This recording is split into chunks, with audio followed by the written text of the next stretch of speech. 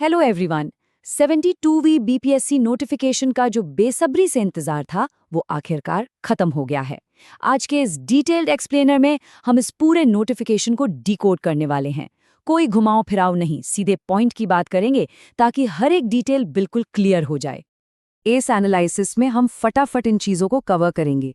Important dates और total vacancies, फिर देखेंगे पोस्ट वाइज सीट ब्रेकडाउन, उसके बाद एलिजिबिलिटी और एज लिमिट्स, साथ ही एप्लीकेशन फॉर्म से जुड़े कुछ बहुत ही क्रूशियल रूल्स, बीपीएससी का एग्जाम पैटर्न और आखिर में बचे हुए 80 दिनों की एक सॉलिड स्ट्रैटेजी। तो चलिए बिना देरी किए सीधे जंप करते हैं हमारे पहले सेक्शन पर, इंपॉर्टेंट डेट्स और वैकेंसीज। सबसे बड़ा सवाल जो सबके दिमाग में था, टोटल सीट्स कितनी हैं? तो आंकड़ा है 1230। जी हाँ, 1230 बम्पर वैकेंसीज। सिविल सर्विसेज का सपना देखने वालों के लिए सच में ये एक बहुत ही बड़ा और शानदार मौका है। इतनी भारी संख्या में सीट्स का आना अपने आप में एक बहुत बड़ी बात है। अब जरा टाइमलाइन पर नजर डालते हैं। देखिए, वक्त बहुत तेजी से भाग रहा है। एप्लीकेशन 7 मई से शुरू होकर 31 मई को खत्म हो जाएंगे। और ध्यान देने वाली बात यह है कि एग्जाम जुलाई में होने के पूरे चांसेस हैं। मतलब घड़ी की सुइयां अब सीधे जुलाई की तरफ दौड़ रही हैं। आगे बढ़ते हैं पोस्ट वाइज सीट ब्रेकडाउन की तरफ। आखिर इन 1230 सीटों में असल पावर और प्रेस्टीज वाले पद कितने हैं? यहाँ उन टॉप टियर पोस्ट्स की भरमार है जिनका हर एस्पिरेंट सपना देखता है। एसडीएम के लिए पूरे 100 पद हैं, जिनमें से 34 खास महिलाओं के लिए रिजर्व हैं। रेवेन्यू ऑफिसर की 76 सीट्स हैं और डीवाईएसपी जैसी हाई डिमांड पोस्ट के लिए भी 22 सीटें हैं। ये नंबर्स देखकर सच में एक अलग ही लेवल का मोटिवेशन आ जाता है। चलिए अब बात करते हैं एलिजिबिलिटी और एज लिमिट्स की। मैक्सिमम एज लिमिट कुछ इस तरह से है। अनरिजर्व्ड कैटेगरी के लिए ये 37 साल है, बीसी और ईबीसी के लिए 40 साल और एससी/एसटी कैंडिडेट्स के लिए 42 साल तय की गई है। इस चार्ट को देखकर आसानी से समझा जा सकता है कि कौन किस क्राइटेरिया में फिट बैठता है। अब यहाँ एक बहुत ही कड़ा नियम है जिसे बिल्कुल भी इग्नोर नहीं किया जा सकता।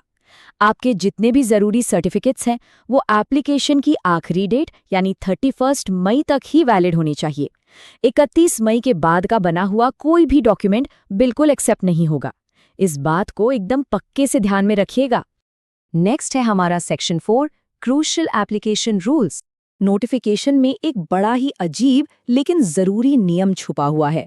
अगर फॉर्म भरते वक्त आप आधार कार्ड को अपनी प्राइमरी आईडी के तौर पर यूज नहीं करते हैं तो आपकी एप्लीकेशन फीस सीधे डबल हो जाएगी। जी हाँ, आधार के साथ फीस 100 रुपये है, लेकिन बिना आधार के ये सीधा 200 रुपये हो जाएगी। तो फॉर्म भरते वक्त इस छोटे से ट्रैप से बचकर रहना है। अब आते हैं बीपीएससी एग्जाम पैटर्न पर। 150 मार्क्स और 2 घंटे वाले इस प्रीलिम्स एग्जाम में एक बहुत बड़ा ट्रैपडोर है, ऑप्शन ई। ये अनआंसर्ड यानी अनुत्तरित विकल्प है। अगर आपको किसी सवाल का जवाब बिल्कुल नहीं आता तो आपको ये 5वां ऑप्शन चुनना ही होगा।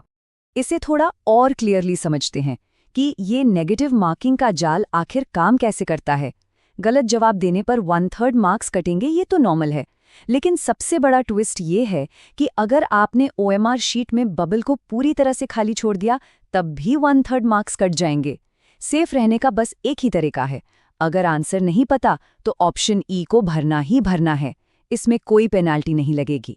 और हाँ, ये प्रीलिम्स एग्जाम एक बहुत बड़े फिल्टर की तरह काम करेगा। टोटल 1230 वैकेंसीज के सिर्फ 10 गुना कैंडिडेट्स को ही मेंस एग्जाम के लिए सिलेक्ट किया जाएगा। तो जाहिर है कि कंपटीशन सच में एकदम कट थ्रोट होने वाला है। फाइनली बात करते हैं 80 डेज प्रेप स्ट्रैटेजी की। 80 दिन।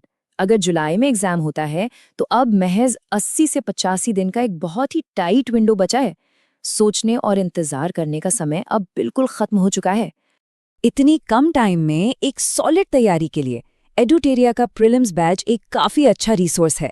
इसमें करीब 400 घंटे की क्लासेस हैं। हिंदी और इंग्लिश मीडियम के लिए अलग अलग बैचेस हैं और फीस भी बस 199 रुपीज है। ये एक स्ट्रक्चर्ड तरीके से सिलेबस कवर करने का काफी हेल्पफुल ऑप्शन हो सकता है। तो इस पूरे एक्सप्लेनर के आखिर में सबसे बड़ा सवाल यही है, बचे हुए इन 80 दिनों को देखते हुए क्या 72nd बीपीएससी के लिए तैयारी बिल्कुल रेडी है? घड़ी टिक टिक कर रही है। अब बस फॉर्म भरिए और अपनी जी तोड़ मेहनत में लग जाइए। All the best.